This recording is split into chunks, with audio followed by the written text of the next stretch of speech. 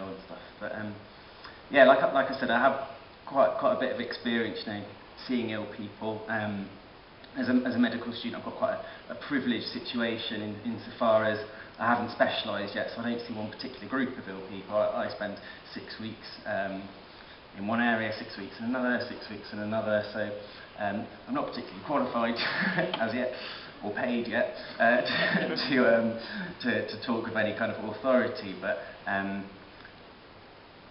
don't know, the stories and the people I meet is, you get to see people at their most vulnerable, at their weakest, at their strongest, when they're illest and in their most health, and I really like to package these into poems sometimes, and it's just a nice way of telling tales, and I hope you guys can get something from that. I don't know, maybe or maybe not. But so the next poem is kind of my way of packaging them and passing it on.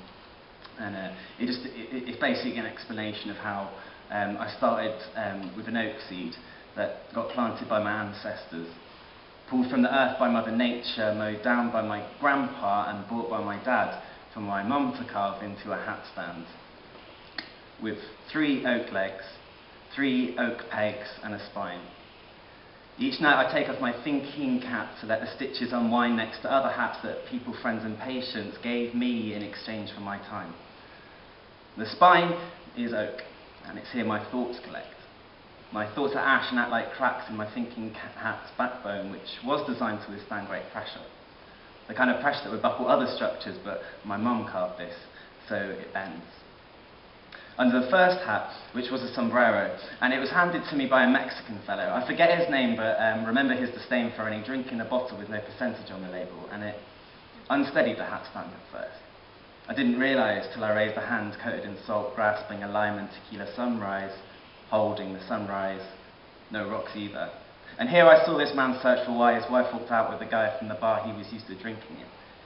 He found the answer like a message in the bottom of a bottle of Jose Suervo, but not until he'd upturned every inch of the living room and the children in their bedrooms.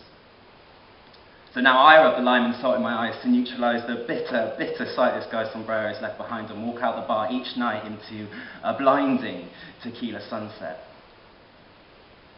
Now the second hat was a trilby, and it wasn't handed but landed with pinpoint precision, having cleared the consulting room from the arm of a suave man in a pinstripe suit. Name, classified. Occupation? You could say that this man was to service each majesty in the land, and I was astounded at his dedication to getting around. Suffice to say, when his pants landed around his ankles, there was proof both in the swell and the smell that this man had been servicing pussy galore. Now, whenever I have a chance to find my hand placed on her sweet money pennies behind, my thinking cap reminds me of that gent's battered trilby, and of how tertiary syphilis lights up the brain with meningitis, general paresis, tabes dorsalis, dementia, coma, and death. These are the symptoms he keeps under his hat, and these are the sights that blind my thinking cap, but these are the hats my hat stand stands there to bear. A shoebox sits beside the hat stand's strong legs, because it's heavier than lead on the hat pegs. Having been a spaceship from which galaxies scatter, having been a shelter of canvas for happy campers hiding from peasant forests, having been a racing car screeching the streets of Monaco, outstripping the rest, having been a castle, a shield, a snail shell, a sled, having been all these things, this box is neither box nor toy, but a promise to a boy of a life outside a box, of a life worth getting better for, of a life worth enduring this.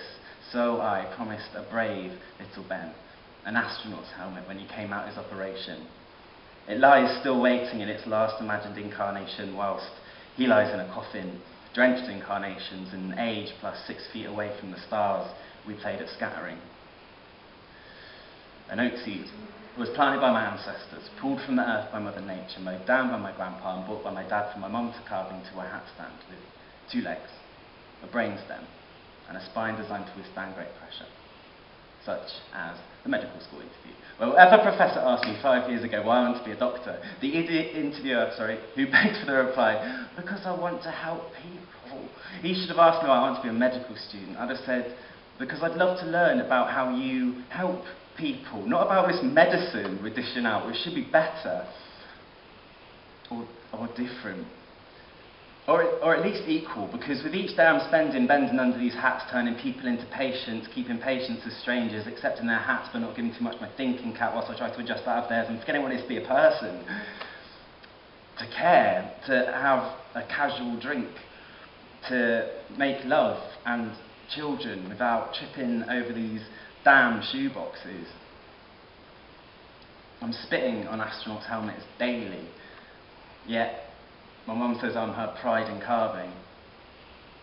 And my 23 years of educational success, but my spine's cracked through with these ashes and memories of empty promises.